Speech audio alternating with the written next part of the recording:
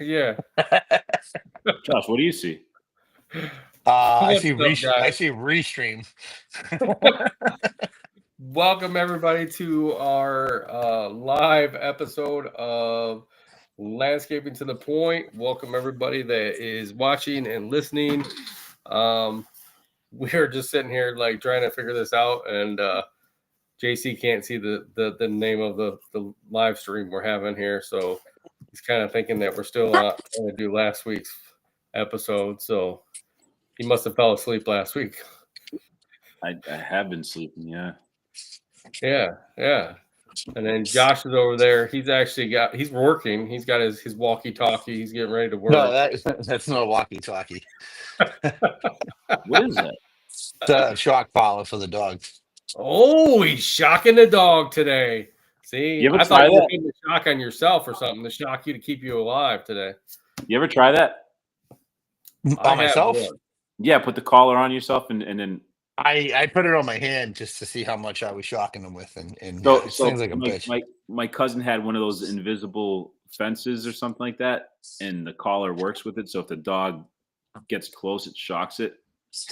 So my cousin puts the collar on and just starts running like as fast as he can towards the end of the line. It shocked him and he fell on his ass. It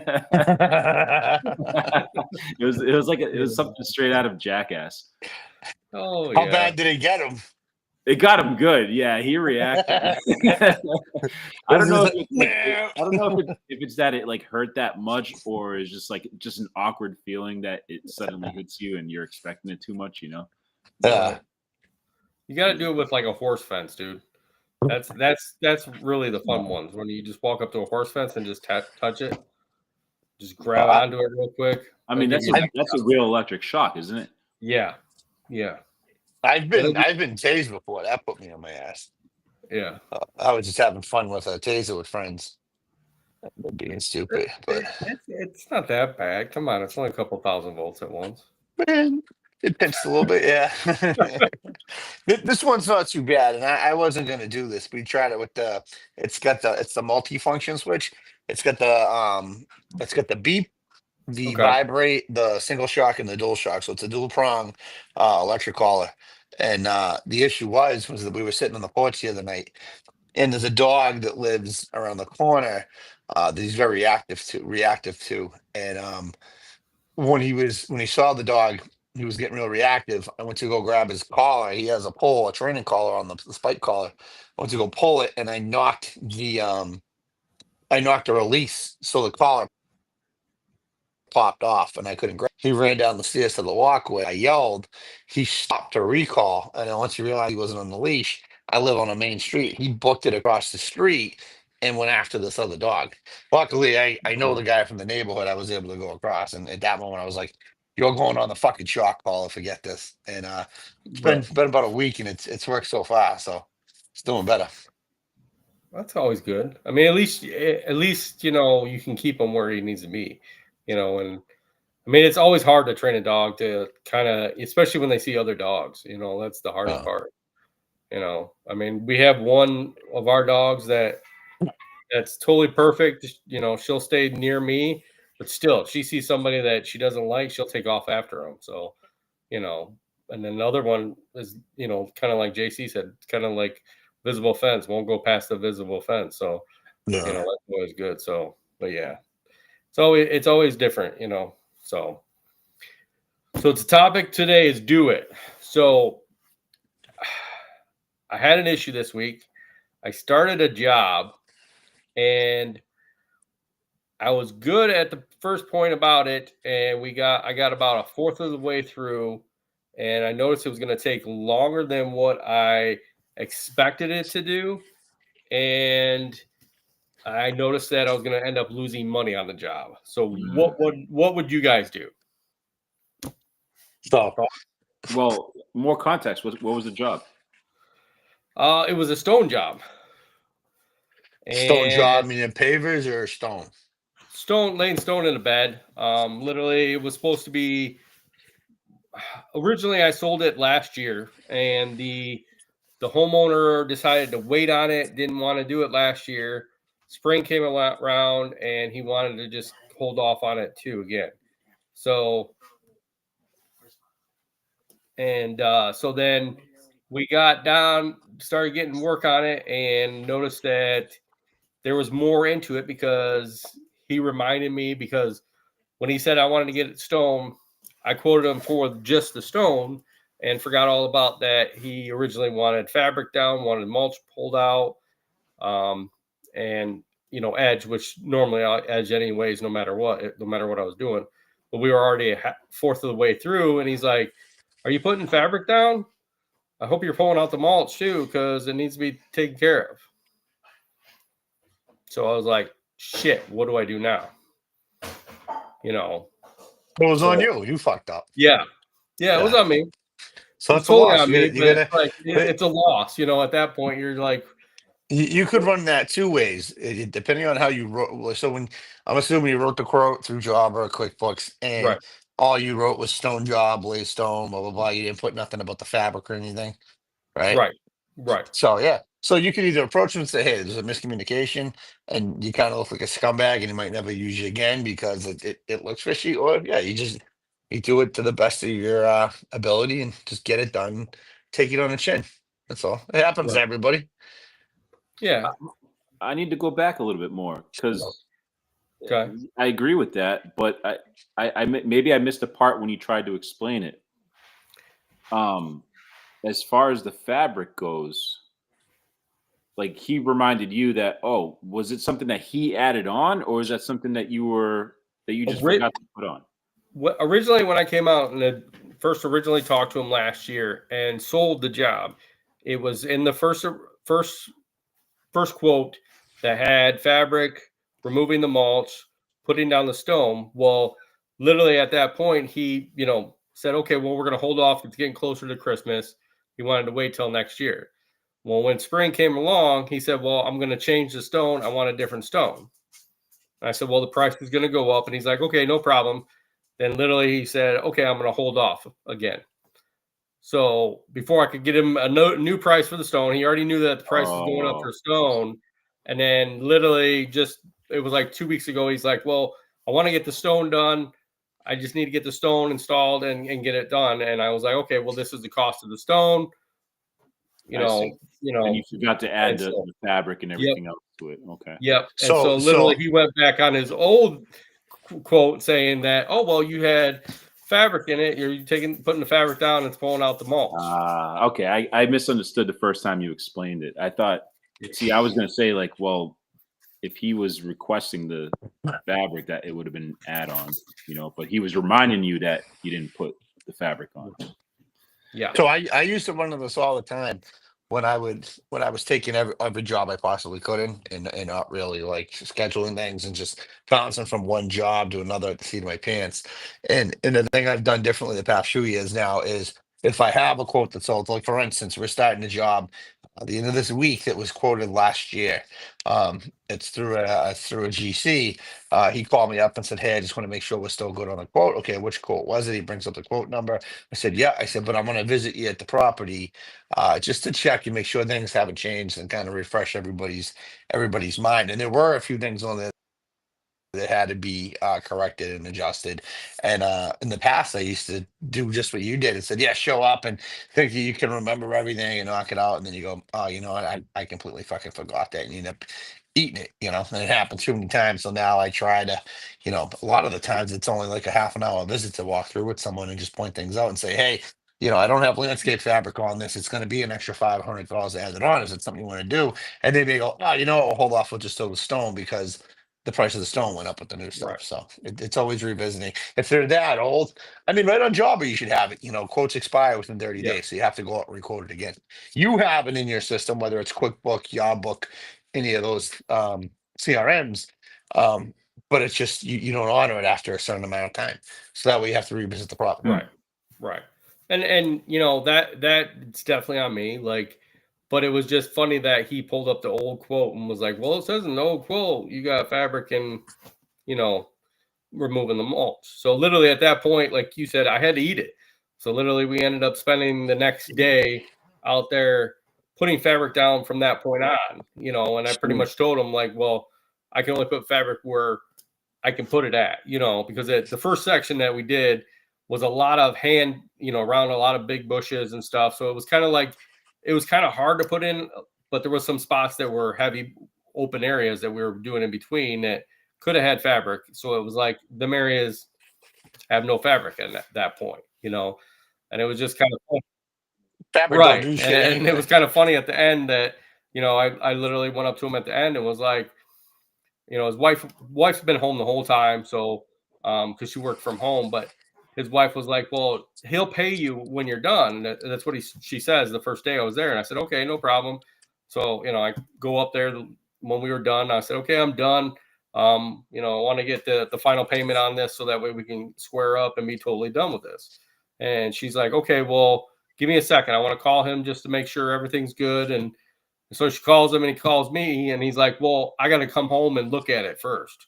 So you'll have to come back tomorrow and see. And then if there's any spots that I see, I'll have to have you come out and put more stone down.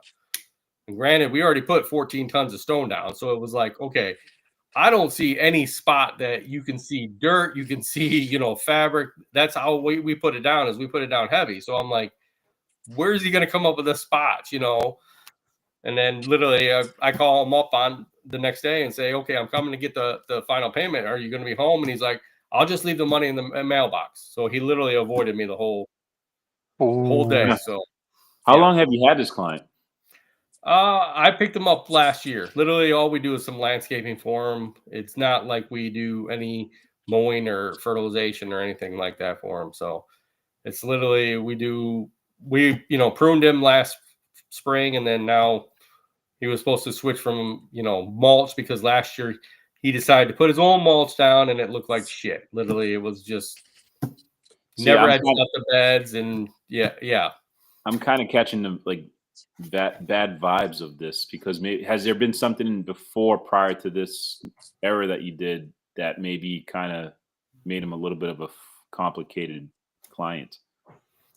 I don't know if I did. If he, I think maybe he's had issues in the past with our companies, because he literally, last year when we went and quoted him the mulch and the pruning, he was like, well, the mulching's kind of high. I'll do it myself. I know I can do it by myself. And I was like, okay, and I'm like, well, it needs to be edged out. Literally, the edges in the grass area were, I'm just digging it out for the stone. Literally, we dug out probably 12 inches between where the edge was originally, because he had a nice edge, plastic edge all the way around to where the bed was. So literally, we dug out 12 inches of sod all the way around just to make the beds look where they were supposed to be looking. So. I'm just thinking what the future jobs with him are going to be like. Is he going to be more continue to be difficult after this? Like, is it worth it just to kind of, one and done, see you later, and kind of? I don't see it being difficult. I mean, Scott made a mistake on his end that could have been conceived as kind of shady. You know what I mean? So, I mean, I would do the same way if there was a guy at my house doing work and all of a sudden you're going off what the quote says. And I mean, not to say that Scott's a shady person at all. I'm just saying you're in an industry where there's a lot of fucking scumbags, you know what I mean, that do fly by night work. So the guy obviously is conscious about his money and where he's spending it. So he's just being careful. And very douchey to, not pay you and then have you come back and get the money in the mailbox. To me, that just sounds like they probably didn't have money on the card, but he was leaving a check of cash and didn't want to put his wife on the spot. So he said that, which he probably could have just said that to you, and I'm sure you would have. I'm sure you would have came back. It would have been easy that. But who's doing the fertilizer? Nobody does the fertilizer at that property.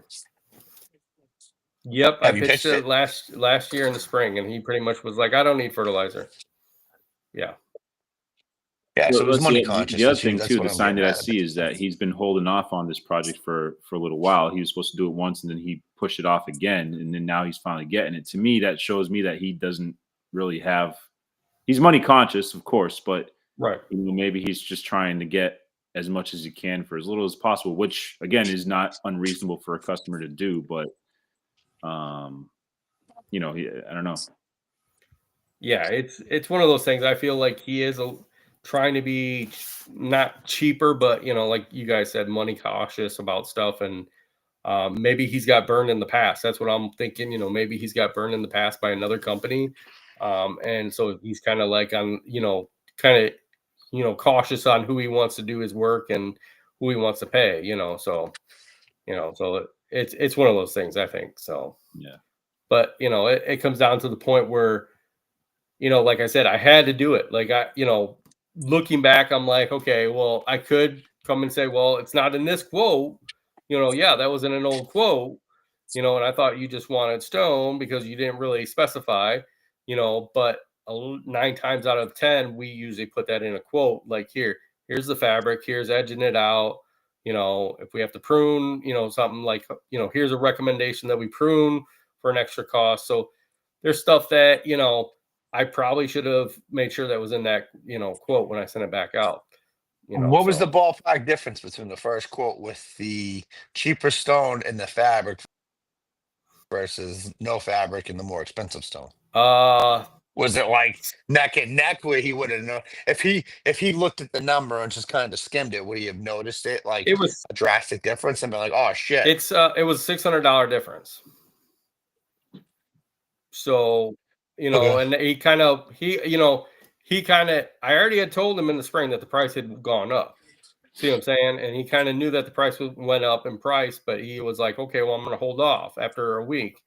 And then when I actually showed him the quote, he was like, oh, 600, that's kind of high. And I said, dude, there's a lot more, there's different stone. It's a totally different stone. Every stone is different, and I try to explain to him, I said, you've been to the stone yard, you've looked at every one of the stones. I said, there's stones out there that are $300-$400 a piece, a ton. And I said, so this is not one of those stones, but literally if it was, it could be, $500 could be only a half a ton, to a ton. So, and he, that's when he kind of was like, okay, well, give me the night and I'll think about it, talk to my wife, and we'll get back to you. And then he came back and said yes and signed the quote. So kind of on my fault, but you got to kind of, I guess, own up to your work too, because I don't want nobody to come back and say, hey, he did it cheaply and didn't do it right, and then that's totally on us too. So yeah.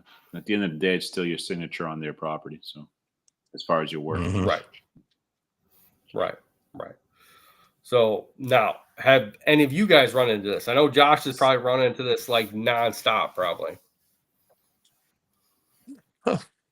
But like I said before, just like but like in the heat of the season, the pickup of the season, you're bouncing from job to job, disorganized, and again, people add things. A lot of change orders go into effect, and if you're not organized, like super organized, and take a minute to slow down in between, you're gonna miss shit. And I've done it several times. Right. I've done it on a significant scale. Where I've taken a couple $1,000 hit, on a job before. So it happens, but I mean that's a lot of like when it comes to the bookwork, you got to slow down. When it comes to the estimates, you got to slow down. So do you feel like if you're getting bombarded with estimates, like especially in the spring, I know we all get bombarded with spring and all the estimates. Do you take the time and say, like somebody says, well, I need the quote like ASAP. Do you have a certain time that you tell them that you'll get back to them with an estimate? Within a day or two, but that doesn't always happen. It depends. It depends on the complexity of the quote. If it's like a lawnmower quote or a spring cleanup quote, I can usually get my price on the spot. A lot of the times, I have my laptop in the car, I'll write it up right there. For the most part, something simple like that, I'll write up a quote. But if it's something like, construction, grading, elevations, irrigation, anything like that, it's like in that realm of landscape or construction, I usually have to, double check price quotes, material quotes, and do my measurements. So that might take me a few days, and there's times that I get stretched out and it might take me a week to do them. So, but I typically on the smaller jobs a day or two. The bigger jobs, it's usually like the end of the week. Okay. So Okay, I got a question for you, Josh, because you deal with a lot of like stone and hardscaping and all that. something two of our places have done this year is they have two of our supply yards are actually changed the prices depending on the time of the week and what's coming in load wise. So, like this stone, literally when I first got the quote on it, it went up like $10 a yard, which, I kind of counter for a little bit of a change in pricing this year because of that. But we noticed that one of our other supply yards literally changes every week. So it's like you literally could quote a job and you could be literally screwed up the next week. I wouldn't use Right. them anymore. That's insane. That sounds like a supply, yeah, that's not paying the bills and bouncing from distributor to distributor, and not keeping consistent just to fill their beds. Because usually when you get quotes from aggregate yards, unless there's like a fuel surcharge, the prices don't usually get that significant. And usually you'll know by May with the increases, and typically it's like a half a point to a point. That things will go up. Maybe pavage you might see 2 to 5%, but no, I wouldn't use that yard anymore. How are you gonna, if you Right. you Yeah. know It's you're hard to, taking the hit. yeah, it's hard to say like, because literally they've gone up. I mean, it's funny because that supply yard this year. I mean, we stopped using them this beginning of the season because of what they had said. And plus over the winter they had a really increase of salt prices, which it's not somewhere we use our salt from, but they literally have their topsoil. A lot of the topsoil they make on hand in their own supply yard, because they bring in stuff from other companies that get dumped there. But they actually went from at one point in the season they started out the season at $20 a ton for yard weight for topsoil, and then they jumped up to $36 a ton topsoil, and now they're trying to get rid of it at $22 a ton because they have an excess, they say, of topsoil. So I feel like they're just trying to gouge at some points, and then some days I'm thinking they're just trying to make extra money if somebody's willing to come in and buy from them. So Sounds like they're unorganized to me. yeah, Same, and I tell you, and I talked about this last year and the year before. There's a lot of stuff from Trump administration, the 2016 Trump term, and the Biden administration, where a lot of small businesses the next 3 years are going to feel a big fucking hit in their pockets with a lot of the stuff you have to pay back from the COVID fund, all the PPP. That's all coming back to bite us in the ass now. So a lot of things are going to go through the roof over the next year or two. That does sound like disorganization. You shouldn't be. Usually around this time of year, you'll see guys drop their price on maybe like loam and mulch just to get the surplus out. To cut it down so that they can consolidate their bins, but that seems somewhat crazy. But that should be more motivation for you to try to dial down and find a stone that that you can sell to your customer base in your area at a reasonable price for your area, and try to stock it. Because what we talked last week, you can go to a quarry and get a trucking company to deliver it for probably a third of the price that right, you're paying going to the middleman, but you'd have to zero in, like maybe you get the black mulch because you already do a couple hundred yards a year in black mulch, and then you have a triaxial loam, and then you have stone.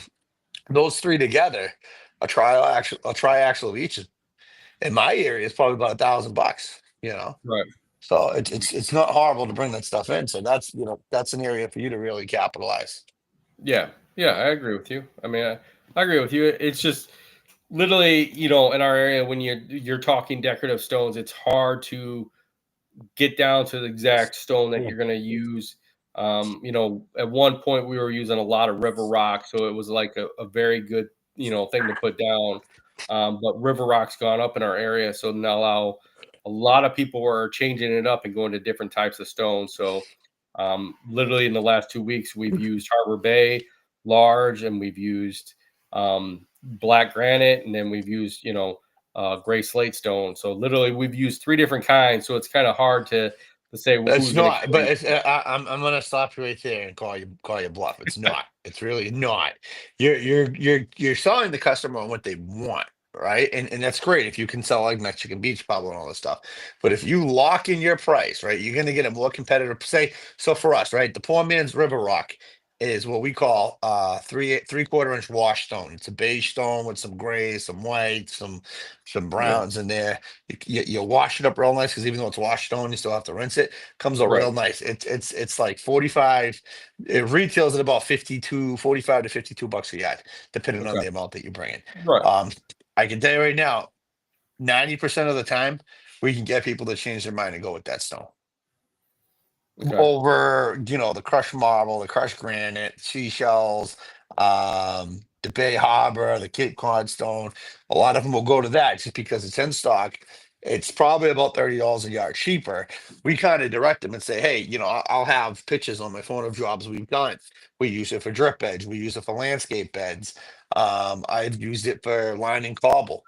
And a lot of people would change their mind and say, well, you know what? That's great. I'll say, you know, everybody and their mother comes to me with Mexican beach pebble, which is like the grayish black stone. That's Right. probably, I haven't quoted it in 3 years. I think it was something like $700 a ton, so it's probably like $1,200 a ton now. Versus hey, install, we can do this for $150 a yard. Boom, Right. every single time it works. So Wow. I think when you have the material in, you're gonna be more pushed. You're the salesman. So when you go in, also Right. you're the professional, right? So you say, hey, listen, this works better. It's a 3/4 inch stone. It helps with drainage, it helps divert water away from the home if you're using for a drip line. I mean for a drip edge, or if you're using it for in place of mulch, we have it in stock. We can have it delivered over. I'll waive the delivery fee. Delivery fee's probably built into your pricing anyway. And it's an easy sell and it puts more money in your pocket. It's less driving around time. So you save money from three different directions there. Plus, you have your material and you know what you're trying to sell. Listen, there's a kid online. I can't remember. I think he's out of New York. I found him a year ago and I can't find him again. He was on Facebook and he literally lined up on his website. He has five different patio setups. He has Okay. like a basic, a gold, a bronze, a gold, a platinum, and a platinum plus, and they range from like 5,000 to 15,000.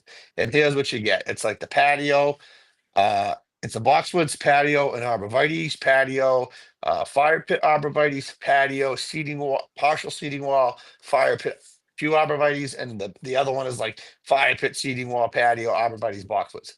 So it's the same thing. And what he's probably doing is Mm, bringing that shit in stock, in bulk stock, and sitting on it, knowing that, hey, I'm going to sell this shit, or at least two of these jobs is going to pay for the stock and then some. So Right. anything after that, he's just bankrolling. So, and I get it. It's not easy for everybody to be like, hey, I'm gonna stock this shit at my yard, but like use the example of the arborvitae's. I feel like most people can stash 7 or 8 arborvitae's in the driveway. Do something, water them down. You're gonna sell them. So with the stone, if you're stocking mulch, you should be able to stock 15, 20 yards of stone and be able to sell that real quick. And the stone moves a lot faster than the mulch does because you're selling more of it at the same time. so that kid, like in essence, what he's doing, he's selling like kits. Exactly. Pretty So you much. know what you're it's Yeah. a cookie cutter. So that way you can look, that's pretty basic. And believe it or not everybody wants to deal with designs and radiuses. They want to go, I don't know what I want, but I just want to go outside and fucking enjoy it. So and some people are pretty straight. And Right. there's nothing crazy. There's no radius. Everything is a 90. So there's nothing crazy. It's a 90 seating wall. It's a rectangle, it's a square fire pit. The arborvitae's just kind of give you some privacy. So yeah, he's selling the kids. He knows his cost on them. He knows how long they take. And then in the same sense, his guys are doing those so often that they're going to start knocking them out like clockwork. That's crazy.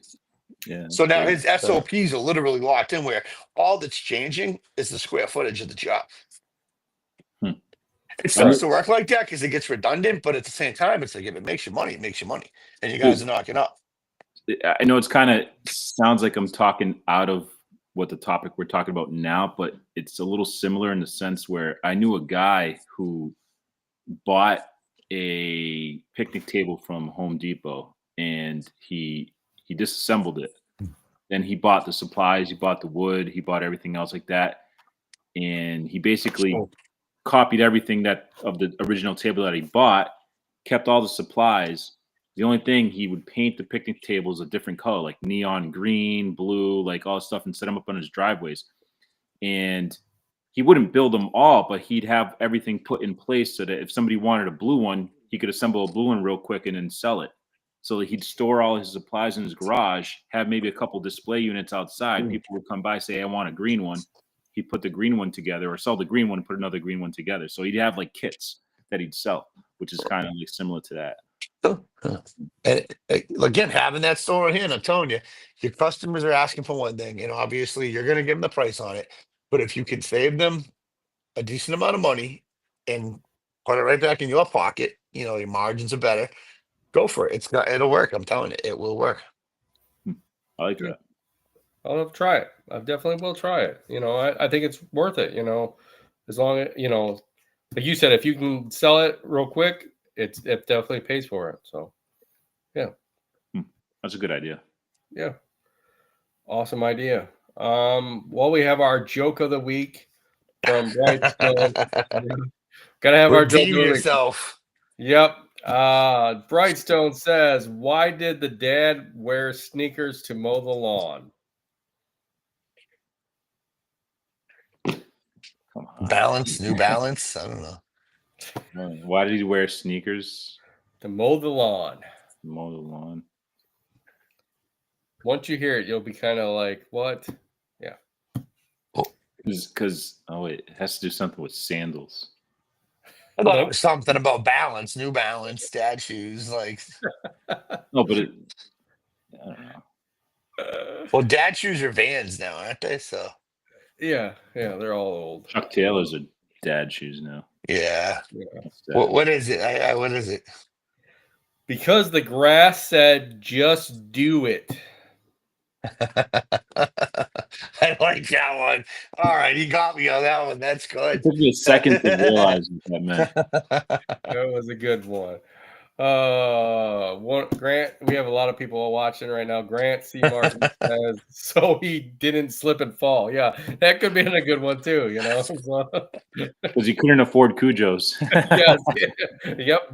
But hey, you can check out our sponsor today and use code ACME and get 10% off if you guys need shoes. So there you guys go. So what? My Sunday regulars, kid. Yep, and there you go. He's got his New Balance on. There we go. I literally went on to Amazon and was like, "Dad, New Balance," and they popped up. Dude, it's still $70 fucking dollars. I was like, "What the fuck?" Wow.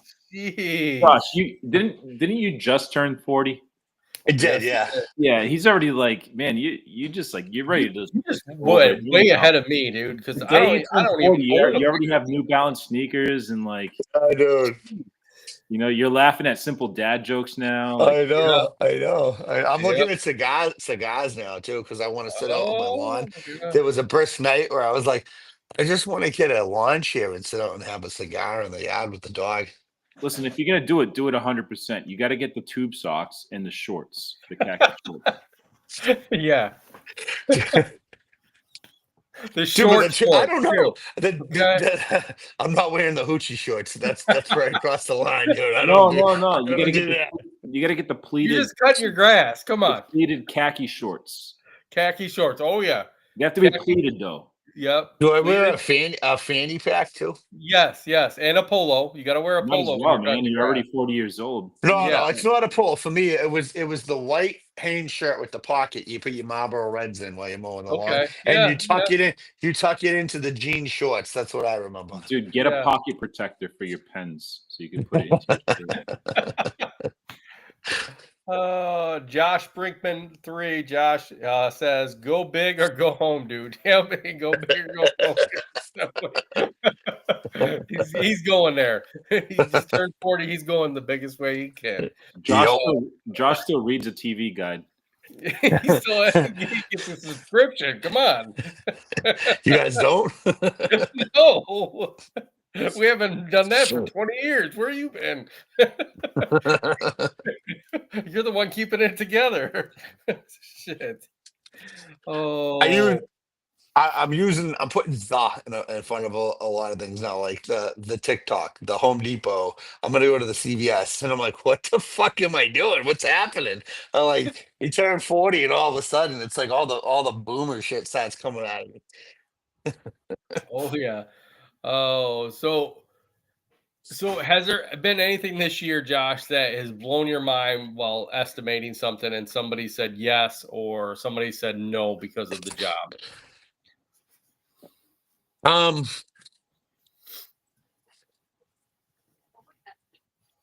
There has to be something that blew your I mind when you. know it's been a very slow year for estimates, but there was something on like the property management side. I forget where it was, where someone told me it was out of whack, and I lowballed it too just to see. I want to say that it was a complete package. I think it was like a small apartment complex that had plowing and landscape, and it was like all inclusive landscaping.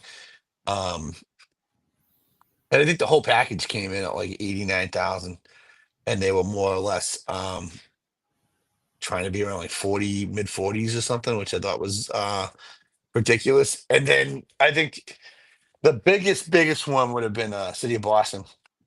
Okay. Um, I was gonna put a bid in, and there's one contractor every time there's an open bid that when I seen the addendums come through when they ask the questions and they have to post them publicly, it's always, what was the last bid?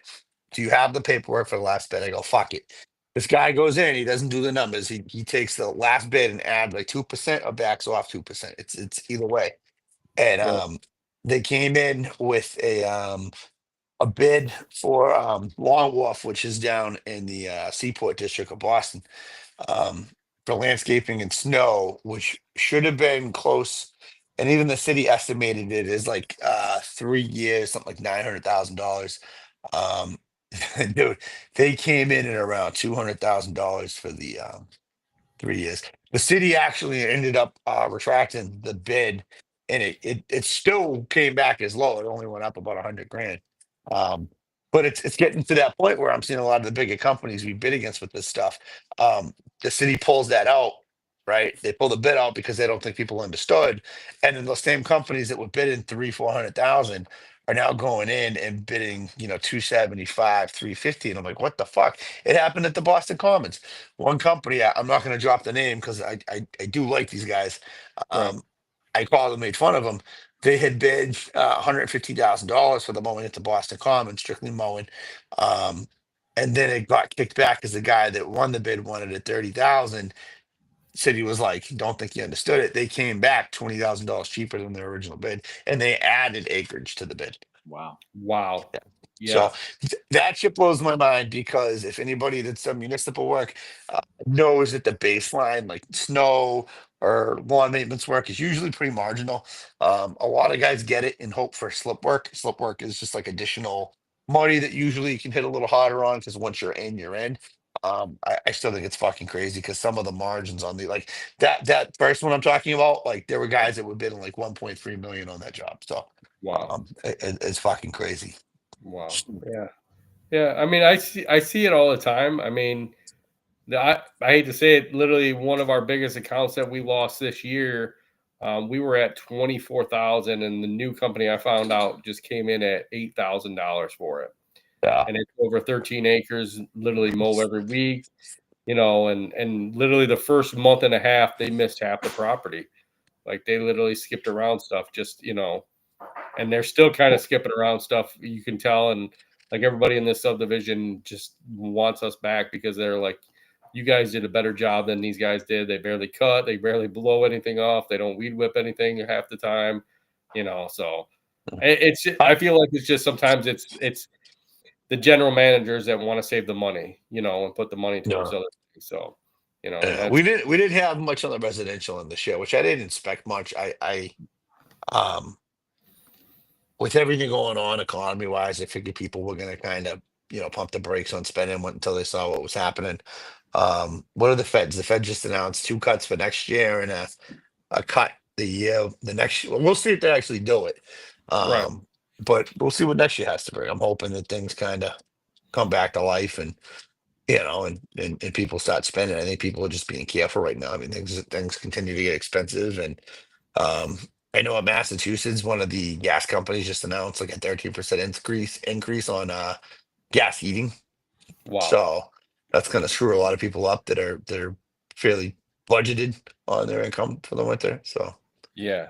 I mean, especially if you rely, you know that your budget's, like say $200-300 a month, and you're going up 13%. I mean, that's a good chunk of change, really. So Well, yeah, that, and then people that I don't necessarily think those people may be landscape customers, but people that might rely on the heating assistance. That's federal programs. They cut those federal funding, so people can't get that assistance. So I know, gee, like I know HEAP out here. I think that's what it's called. right, They announced that what you would normally get for a 12-month span to help pay with heating assistance now has to be stretched out to 24 months. There's nothing they can do it for it. So, I think depending on the winter, people's pockets might be tight, but it only affects a certain demographic of people. So I mean, right, aim and shoot. We'll have to wait and see. yeah. Do you feel the increase will affect like snow removal contracts? Um, Like, I mean, I know you don't do a lot of residential, but like, do you think the people that do residential, it's going to affect them more when it comes to that? Are you going to, and you're going to see more I residential not getting plowed and waiting I till the can't. cities come out? Yeah, I think it definitely can. I think if and like think of so when I said that affects, I'm thinking more people that might be disabled or elderly. They Right, rely on like a fixed income that really can't, like a 13% increase in a fucking heating bill can be astronomical if you have a bad winter. right. Um, Oh, yeah, and I think people like that might push it back. And I felt like um residential plow was always that way. If it was a bad winter, you'd get to go. And if it was a light winter, you would always have people, oh, don't worry about coming this time. It's only 2 inches. I can blow it off with my blower, blah, blah, blah. And we had always gotten to the pace where it was like, listen, I feel bad for you, but at the same time, I got bills to pay too. If you sign up for the service, you sign up for the service. The rules are the rules. It's a 2 inch residential trigger. I'm coming whether it's, accumulating there like that or not. Now, granted, if I show up and it's spotty, I'm not going to do nothing. But if there's a coating, I'm plowing it, and you're getting a bill. Like we right, we need to make money. Can't be right, everybody's best friend and fucking save you. You got to feed right, yourself. right. I agree. Well, put on your oxygen mask first before you put somebody else's on. That's right. Exactly. Yeah. Then you can save them. That's what you got to do. Look, I'm interested. Maybe- I got my non-renewal from my insurance company. Actually, in a few October 17th is my non-renew. So I'm hoping I don't get talked. We're gonna see how that works this year. When Josh and I flew out to Chicago, Josh tried to put a mask on me, but there was no emergency. He just tried to put a mask on me. Yeah. Yeah, he didn't want to. He admitted it. He said, "Yeah." He's like, "Yeah." Oh shoot. Oh, okay. JC, when you were in business, do you feel like people would want to, cut back on stuff when prices increase around, especially, around COVID when it started to rise? I mean, it's only natural for people to want to cut back on anything when prices increase, whether it's a service that they're being offered, landscaping, snow removal, things like that. Yeah, I mean, I've had a lot of my fair share of cheap customers that try to want to cut corners, and they make it to a point where it's not even worthwhile for you to even go out there and do the job for them. So it's like, there's always somebody that's trying to kind of squeeze every single drop of juice from the lemon. But I found, earlier with the topic about underbidding a job or just kind of messing up on a quote.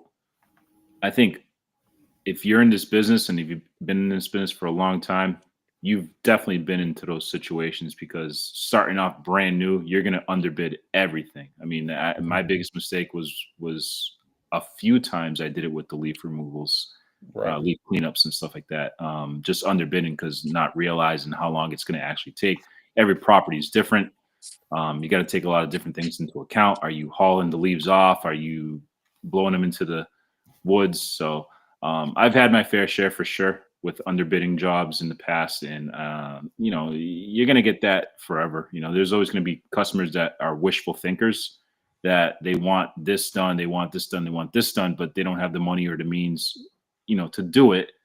And a lot of it could be a waste of your time. They bring you in for a quote, you're not going to sell the job, but they're still kind of reaching out to you, and at some point you are entertaining to a certain degree, but then you realize how serious some customers are about actually getting the job done or not. But I mean, you're gonna find that no matter what, whether there's prices are increasing in the country, regardless, you're gonna have those types of customers. Right. I feel fall cleanups are and spring cleanups are hard to price sometimes unless you can go by hourly. Mm. And that's one thing that we changed is we changed ours to an hourly rate. And we know in certain places like it's going to take 2-3 hours when we talk to, what kind of leaves and what kind of yard there is.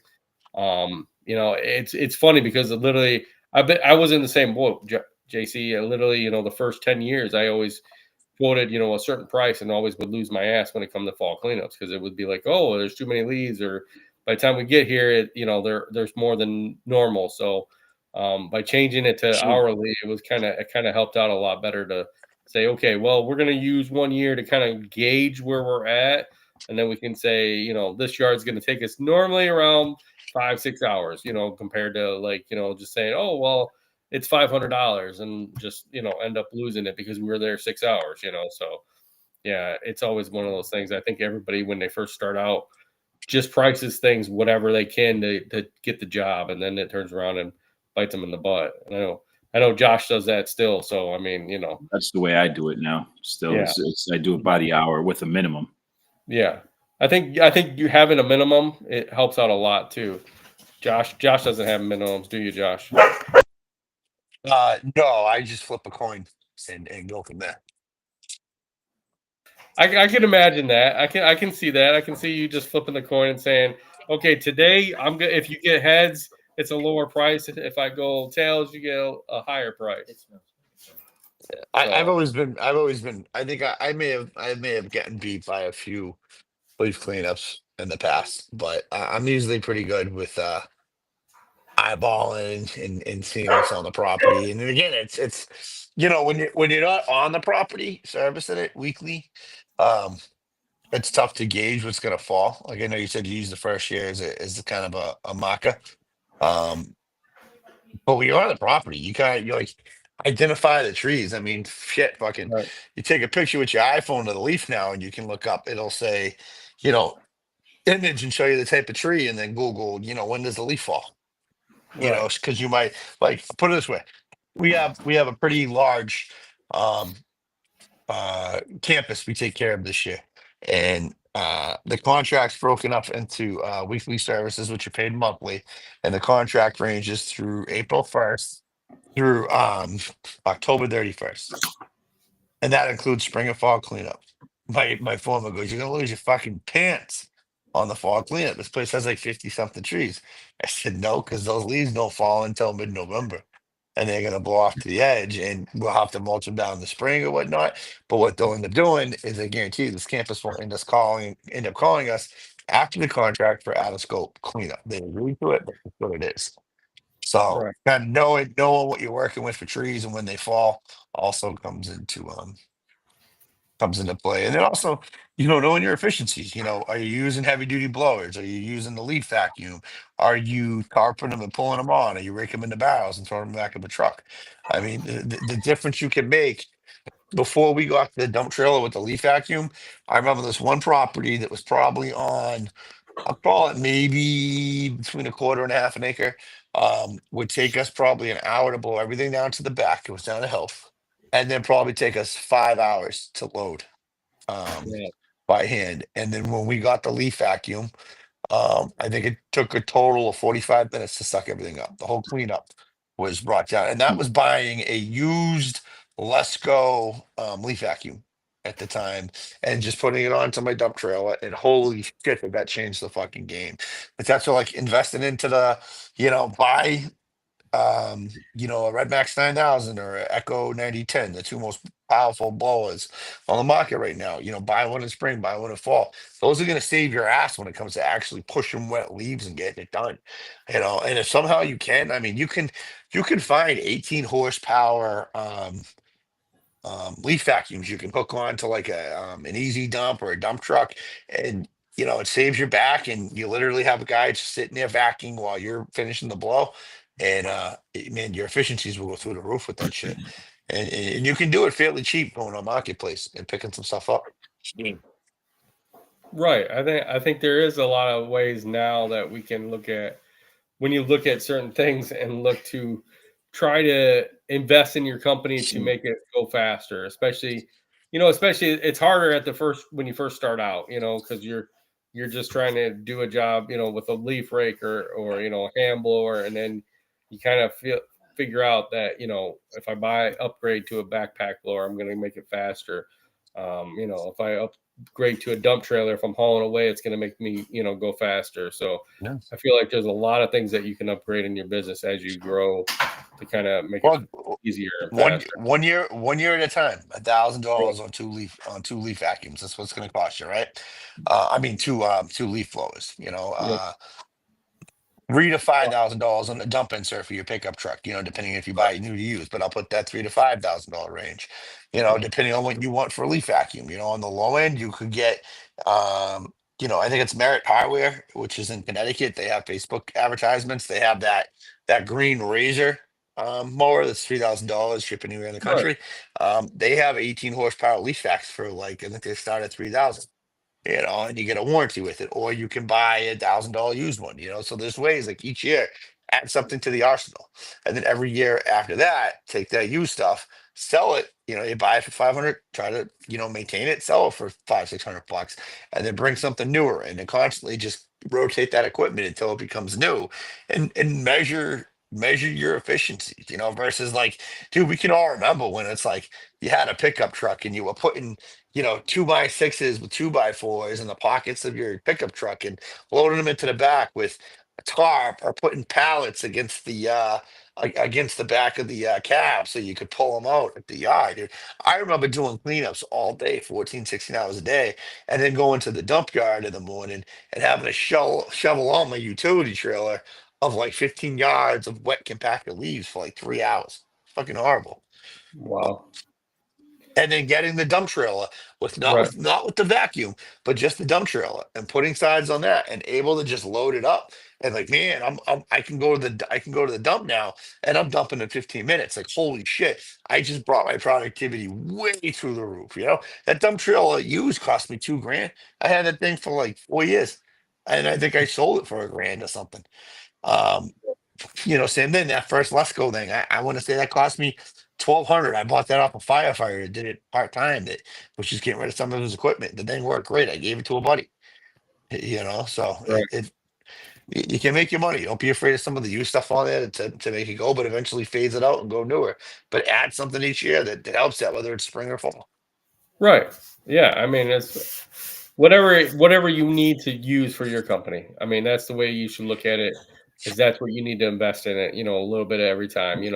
I feel like for us, it's always a good investment to invest in something small equipment wise, like a blower, a weed whip, or something every year to kind of keep adding to the fleet because that you're always going to have to change out equipment and stuff. And then literally, that's another thing. We change out mowers every couple of years, so it's a new thing that it helps out in the long run. But then you look at stuff that you can add to the company that actually can help you out and increase efficiency. So Spend the definitely, money on the blow. Spend the money on the blows. I'd yeah, say I think spend your going money. the best blower ever is going to definitely help you out too. If you're going to put money into a backpack, I would say go for the 90-10. Why back off and go with a 550 or something smaller. Go with the most power that you can because it's definitely going to work out in the long run for you. I still like the 80-10 better. You do. You I do. do.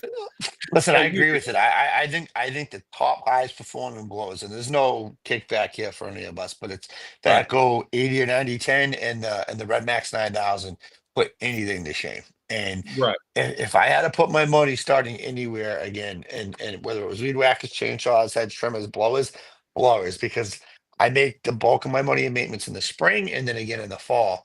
And dude, I remember trying to use what would they set? Were they 70? What were the Echo 7,000, 7010 or 720. something? 770. 770s, which was their 770. commercial, trying to Right. push wet leaves, man. That shit took forever. And even with the still BR 600 or whatever it was back Right. then, we were struggling. And then switching to that 8010, 9010. And then before that, a Red Max 8500 was like, holy fucking shit.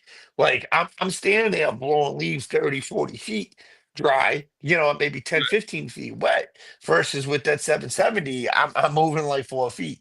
And Right. you have to have a good game plan with it. But I would put the money, like, let's put it out there right now. A Red Max 9,000 right now is probably about $900 after tax. And I would Right. assume that the 8010, this is in Massachusetts, obviously, Right. would probably be around the same price, maybe a little bit cheaper. And I don't even know if they're cheaper, to be honest with you, because No. those are the two top performing blowers. I don't think anybody can prove different. No. No, I don't think anybody can prove anything different. I mean, I think those are the two top blowers, and you're gonna you are with what there's there. So, one last question here before we, yeah. One last question I'll ask you, Josh, and JC, before we get going, because we're talking about investing too right now. And would you ever invest in a roll-off dumpster? Either of you two? I Yes. was in business, yeah. I'm Yeah. looking at them. I'm looking at them for maybe next year. I Okay. love the idea of it. I think the Silver's. I love the idea of like the flatbed, the rolling dumpster, the dump body. Um, uh, like I watched a guy on Instagram that had a flatbed with the salter, and then he could switch it out and get the dump body to do the hauling, and then the flatbed to do something else. And I'm like, man, there's so much you can do with them. I think it's a great piece of equipment. I think that's a whole fucking arsenal in itself, man. So I'm Right. I'm looking at that in either like a 450 or 550 setup, not like an international or anything, but in that means, and trying to price it out and see what would be best. That's always good. Yeah, definitely. All right, guys. So this was a good conversation today. We got into a lot of things about some mistakes and how to just kind of handle them. And one thing I would say is just go ahead and do it. And sometimes you got to own up to your mistake and just push forward, because like JC said, it's your signature on the job. You want to have a good name, you want to have a good repertoire, so that way people are like, hey, this guy does a good job. So, and then Josh saying invest, invest in good equipment and keep investing. You got to keep investing to keep your business going. And I think that's definitely something that we all need to do. Even if you're starting out and, you got a 20-inch, look at next year investing in a 30-inch, look on ways to upgrade your system to get to your business growing to better and bigger. So that way it makes it faster, because, you might start with a 21-inch and be cutting yards, that cost you, an hour and a half time wise, and you up to a 36, you're going to be cutting it down 15 minutes, and you move on up to the 60-inch. Once you get up to that 60-inch, dude, you're going to be cutting that yard in 30 minutes, and that saves you a whole lot of time that you can add on extra jobs, you can add on whatever else you need to do to kind of get your business growing faster. So definitely look at keeping investing. So thank you guys for being on. Thank you guys for all listening to us, watching us wherever you're watching. Thank you guys for commenting. Brightstone, thank you for the great weekly joke. So thank you. Thanks to our sponsors, Cujo, Pro Parts Direct, and Awesome Candle. So thank you. If you guys need any of that stuff, hit us up, and have a good